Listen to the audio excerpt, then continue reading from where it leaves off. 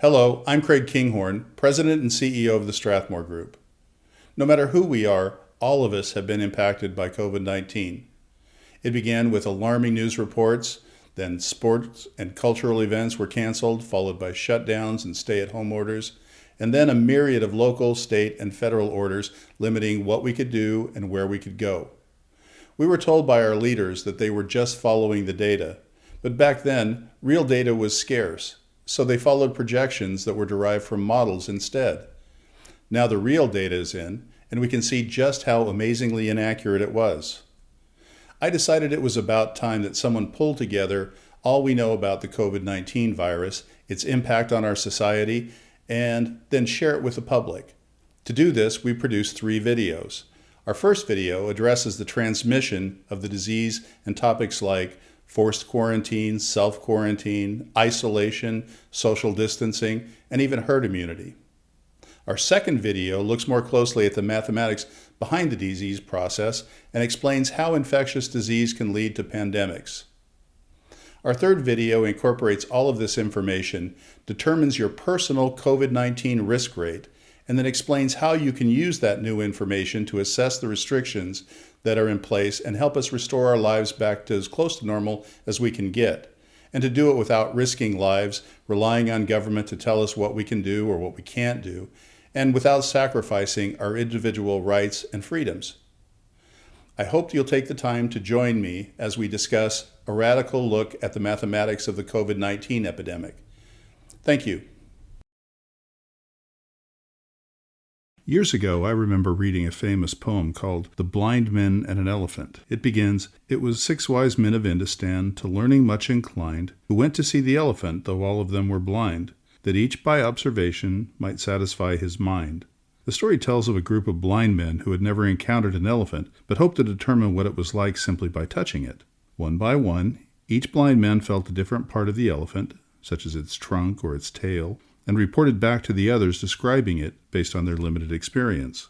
Near the end, the author tells us, "And so these men of Indostan disputed loud and long, each in his own opinion, exceeding stiff and strong, though each was partly in the right, and all were in the wrong." This parable goes back almost 1,000 years, but its wisdom applies just as well today to the news about the COVID-19 epidemic, its spread, the resulting lockdown, and especially to our now escalating debate about how best to roll back those restrictions. Many in the media, along with politicians and even some supposedly objective scientists, seem to have followed one of those blind men up to the COVID-19 elephant, listened to his report, and then spread the news without talking to any of the others. Now, I'm suspicious whenever I hear so many people singing in such tight harmony, especially when I know from experience that many of the things that they're saying are just plain wrong. It's not that I don't like experts. I'm an expert in many of these same subjects. But as Steve Jobs famously once said, everything around you is made up by people who are no smarter than you, and you can change it, you can influence it. Once you learn that, you'll never be the same again. So I encourage you to take a few minutes and go through the following videos to discover a broader framework based on the insights from people who apply science, mathematics, and economics to understand these issues, people who see the entire elephant rather than just a single part. And I promise that you will never look at another COVID-19 related news report again quite the same. Now, you might be asking yourself, who is this guy and why should I pay any attention to him? My name is Craig Kinghorn, and let me give you a couple of reasons why you should listen. First, I know what I'm talking about. No, I don't work for the government and I don't teach at a university, but in the past we used to know that that's not where all the real experts reside. As a person who works in the pharmaceutical development industry, I can tell you that most of the research that goes into developing life-saving medications is done in the private sector.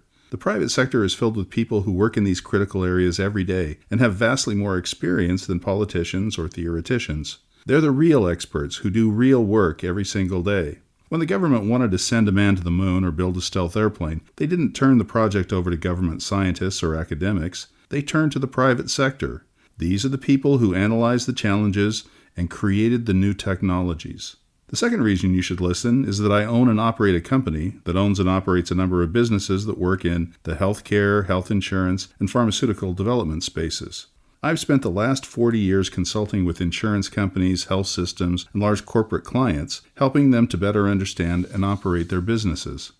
I haven't exactly been a friend to the insurance industry. I spend a lot of my time helping employers cut the cords with insurers and become their own insurance companies through self-insurance, and use data analytics to create and then exploit pricing inefficiencies in risk transfer markets. Some of the companies I own are involved with large pharmaceutical companies developing new drugs, treatment therapies, and even vaccines. The devices we make are essential to testing the medications that are in your medicine cabinets right now, and would likely not be there except for the part we play in the development process. Now, pharmaceutical development is a highly regulated industry, so we act as both observers and participants in the processes that involve many of these same government departments and people that turn up regularly on television commenting on the COVID-19 epidemic. I work with doctors, scientists, academics, government officials, business leaders, and healthcare providers every day. I know what they think, but more importantly, I know how they think. Now, before I go any further, let me say a few things about the upcoming videos. This is my first attempt at putting a video up on a website. In fact, it's my first video of any kind. These videos were produced with the help of a couple of my sons, and while they're as professional as we can make them, my primary interest is to get the information out while it's still relevant. So if you see a typo or hear a misstatement, I apologize, and if you let me know, I'll be sure and fix it. This first video is merely an introduction to the topic, a bit like the preface of a book, and it's followed by a discussion of the transmission of infectious diseases. It deals with a wide range of topics like forced quarantine, self-quarantine, isolation, social distancing, and herd immunity. I think you'll find the way I explain these processes to be informative, and you'll come away with a much better understanding of how they work and even how they interact with each other. Our second video looks more closely at the mathematics behind disease process in general, the interrelationship of frequency and severity in measuring illness, and the exponentiation process that is specific to infectious diseases. Our third video incorporates all this information in a simple, straightforward way and concludes with an actionable plan to reopen our society at the most rapid pace practicable, without risking lives, excessively relying on government direction, or sacrificing individual rights and freedoms. So let's take a look at how infectious diseases spread and some of the ways that we can deal with them.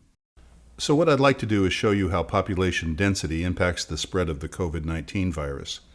Several weeks ago, my 16-year-old daughter came home from high school along with one of her friends and began discussing what they had heard from several of their teachers throughout the day about the COVID-19 epidemic and about how the disease was spread and various of the pieces that had to do with distancing and that sort of thing. And so in an effort to try to explain to her how the process actually works, I came up with an idea that, as it turns out, is a pretty good way of explaining all of these things and putting them in some kind of context that allows you to understand how all of these disease processes and the strategies to deal with them relate.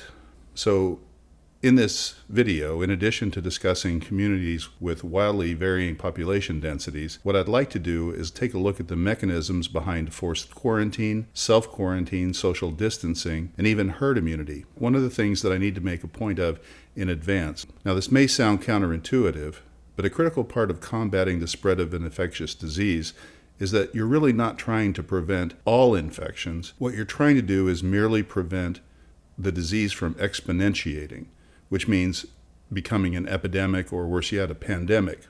So to help us understand these processes, I've got a checkerboard here and some poker chips. For our purposes, the checkerboard represents 1 square mile of geographic area.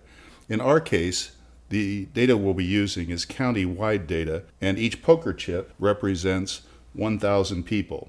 Now, in this case, the white chip represents 1,000 people who have not had the COVID virus and therefore don't have the antibodies for it. A red chip represents the 1,000 people who have the COVID virus and in fact are infectious. And we also have a blue chip. The blue chip represents someone who's had the COVID or who has the antibodies against the COVID virus, either because they had the disease and recovered or because they eventually took a vaccine.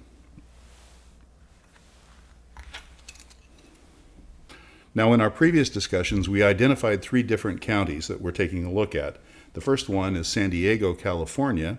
The second one, Hughes County, South Dakota. And the third is New York City, which is actually a mix of 5 counties within a single city. To give us some perspective, let's start with Hughes County, which happens to be the home of the state capital, Pierre. Now, Hughes has a population of 17,526 people and an area of 801 square miles. So that means it has a population density of about 8.4 people per square mile. Now, in relation to our 1 square mile, that means their population is about like that one little white Chad there. Now, I happen to live in San Diego County. We're the fifth most populous county in the country, but we're also a very large county geographically. As a result, our average population density is almost 100 times greater than Hughes, but still just under 800 people per square mile. So we take one chip, that will represent San Diego. So San Diego is far from the most densely populated county in California. That title belongs to San Francisco. It would take 18 more chips to represent the population density there. So, getting rid of Hughes for a minute.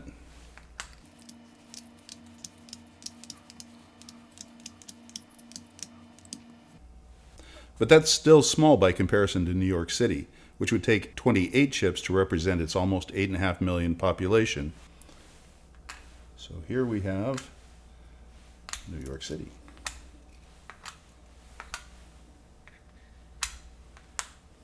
But if you'd like to see real population density, just look at the New York borough of Manhattan, our nation's most dense large county. It would take almost 72 chips to account for its 1.6 million population. So by comparison, that is Manhattan. But let's go back to San Francisco to continue our example. So now for purposes of the next part of the demonstration, remember each white chip represents 1,000 people, and in this case 1,000 uninfected people. So in order for the virus to be transmitted, for the purposes of this, the infected individual has to be immediately adjacent to the uninfected person for the transmission to occur. Over here, the distance is just too far, so this represents appropriate distancing between infected and the unaffected people. Well, you can see that if this infected individual approaches an unaffected individual now, if the density is small enough, that person might get infected, but it won't exponentiate to the rest of the population because there's nobody immediately adjacent to them. But on the other hand, if the same individual was to get near this group of people, they're immediately adjacent to a larger crowd. So this is something like might occur in a restaurant or in a bar or something like that. That person would then be able to infect all the people around them. And in turn, by extension, you can see this person is adjacent, so that they would contract the disease, as would they. When they go home, they would pass it off to a family member, same thing here. Eventually, everyone on the board would become infected, with the exception of people that are outliers out here in the edges.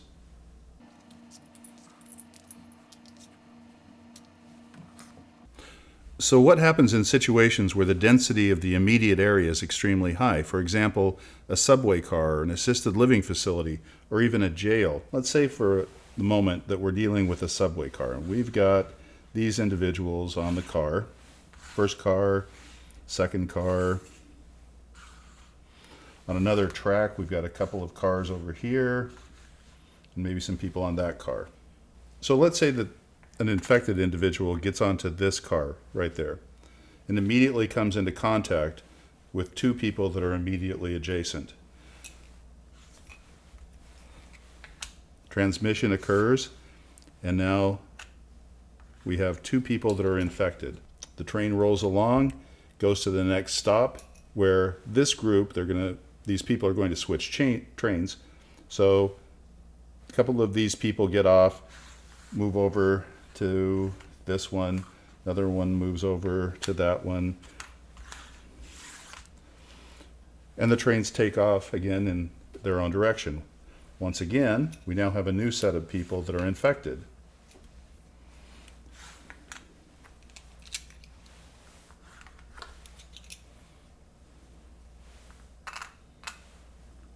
Within minutes, the virus spreads to others in the car. These people then change cars and spread the disease to a new group of previously uninfected people. This churning takes place over and over again, all day, every day, until thousands are infected and continue to spread the disease. This is largely the reason that among large U.S. counties, the one with the highest infection rate is not New York City. It's actually the bedroom community of Westchester, which is connected to New York by subway, bus, and train. So now let's return back to our original starting point with San Francisco, and we'll carry along the explanation a little further.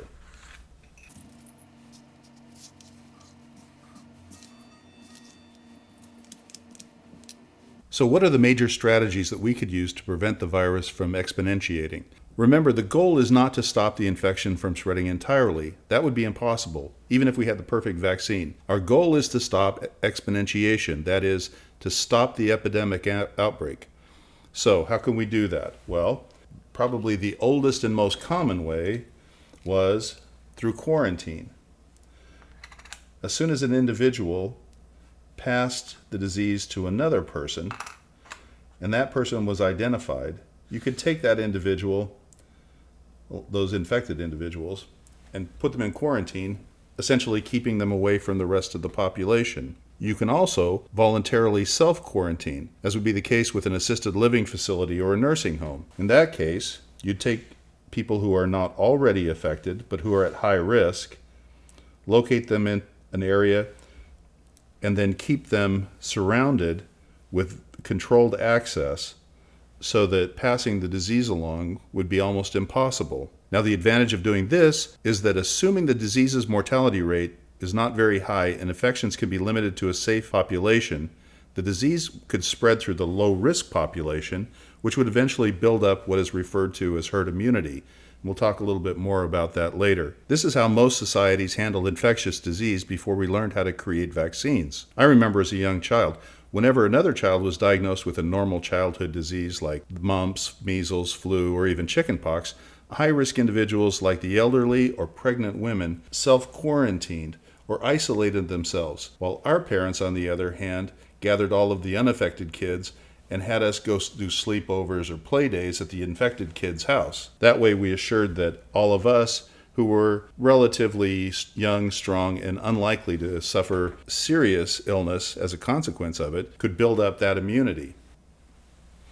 Now, another strategy which has become a major part of the current effort to combat COVID-19 is social distancing. In order for social distancing to work, the concept is actually pretty easy. What we're doing here is we just separate people out so that they're all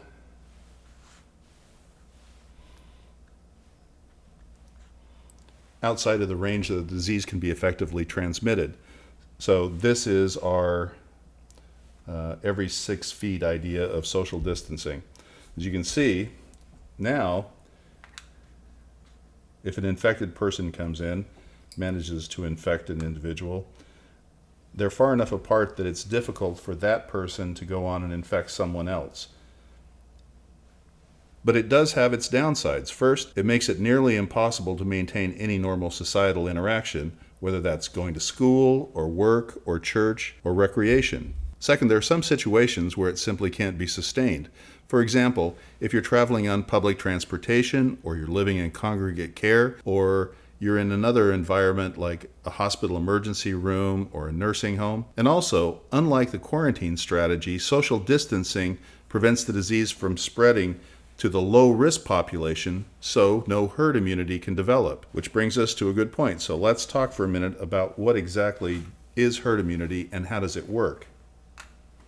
Now, once again, remember, the goal is not to stop the infection from spreading entirely.